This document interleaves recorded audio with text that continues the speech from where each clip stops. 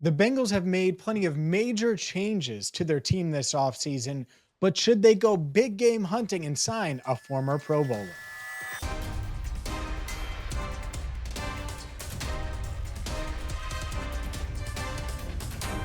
Hi again, everyone, and welcome into Cincinnati Bengals Talk. I'm James Rapien of BengalsTalk.com. Hit that subscribe button, ring the bell. Today's video brought to you by Rivertown Inkery. Check them out at their Findlay Market location, their Oakley location, or online at rivertowninkery.com. And the Bengals, well, they've done most of their heavy lifting from a roster standpoint this offseason. They added 10 players in the draft. They added a bunch of free agents, and the roster looks a lot different than it did just 6 months ago when the season ended, or nearly 6 months ago at this point, 5 months ago.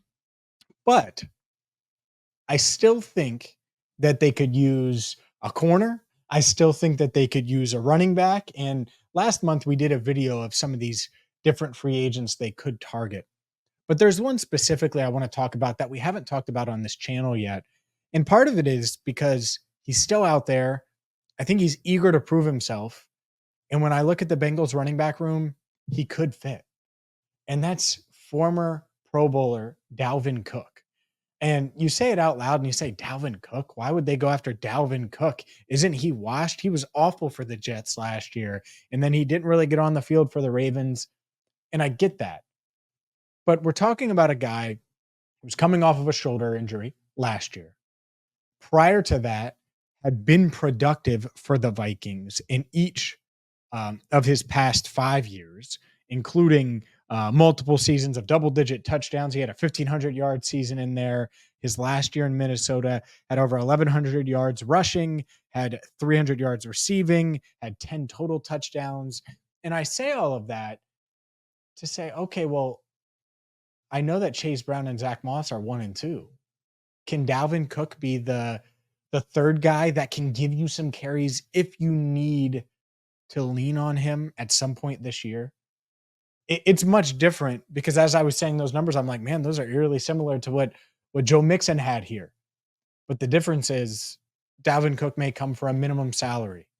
And if you're the Bengals, this is the time of year where maybe you can get a player or two for less than other teams would be able to get them because you're a contender, because you have Joe Burrow, because you're an attractive destination, and you can take advantage of that.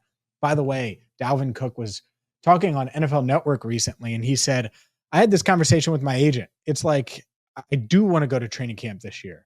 I just want to get my legs back under me and feel like myself again. I feel like getting in front of my teammates, new coaches, and showing them what I got. I can still cut and take the ball 80 yards when it's time. I just got to get out there and show all these people that Dalvin is still Dalvin. I'm a believer if you can get these veterans on low money deals, you try it. Try to bring him in and see what he can do. And maybe he loses the battle to Travion Williams. Maybe he loses the battle to Chris Evans. Maybe he doesn't have anything in the tank. Maybe Dalvin isn't still Dalvin. And if that's the case, then you can move on from him. But giving a guy like this a look, I think makes a ton of sense. And I also look at it and what he brings, where he had, let's see here, as far as yards per carry, 4.8, 4.6, 4.5, 5.0, 4.7, 4.4, and then 3.2 last year. Only 67 attempts. It was a weird situation with the Jets. We know that. Certainly a weird situation when he signed with Baltimore late in the year. So just odd. And he may be washed. I'm not saying he's not. But this seems like the player that you would give a look, especially because he's not going to cost a lot. And if you could add him to the mix, it would shore up a spot that you didn't address in the draft. That, yeah, you filled in free agency with Zack Moss. And I like, if you told me Chase Brown and Zack Moss are both completely healthy for 17 games, I probably wouldn't have this conversation or even worry about having a Dalvin Cook. But we don't know that. So the Bengals didn't address running back in the draft. Chris Evans, contract year. I don't think they view him as a between the tackles runner. Do they view Travion Williams as a between the tackles runner? Okay, well, what happens if something happens to Chase Brown or Zack Moss? Chase Brown missed time last year.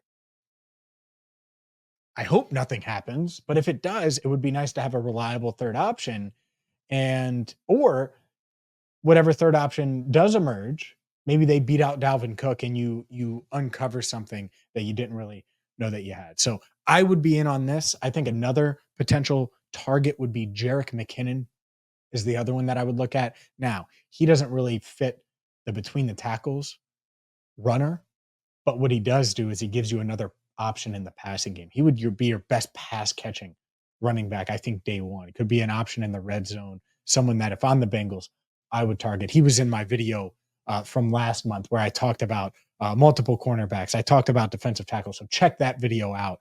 But this is the Dalvin video. He was eager to prove himself, wants to play in camp, wants to get in during training camp. And so maybe this is the route to go, is to go get him on a cheap deal and see if he can make the roster. If not, then it is what it is. And who knows? Maybe he's willing to take a little less to come to Cincinnati, to come to a Super Bowl contender. Oh, and by the way, Justin Riscotti was in Minnesota with Dalvin Cook. And Justin Riscotti is one of the newest members of the Cincinnati Bengals. He was in Minnesota in 2022 with Dalvin Cook. And then he was there last year as well, is the Bengals passing game coordinator this year. Just throwing it out there. There is some familiarity there. We'll see if something happens. By the way, I was talking to someone else who mentioned Dalvin to me last week, and I was like, I'm planning to do a video on this. It's good that someone else thinks in lockstep from that perspective. No, not someone with the Bengals front office or anything like that, but someone that is close with the team, follows the team on a daily basis. So we will see if they do make a move. I do expect the Bengals to make a move or two in free agency. We're going to have you covered right here on Cincinnati Bengals Talk. And be sure to check us out on Tuesday night. Enter the Jungle, Andrew Fox Miller and me, every single week at 8 Eastern, right here on CBT. For Andrew, I'm James. Thank you so much for watching Cincinnati Bengals Talk.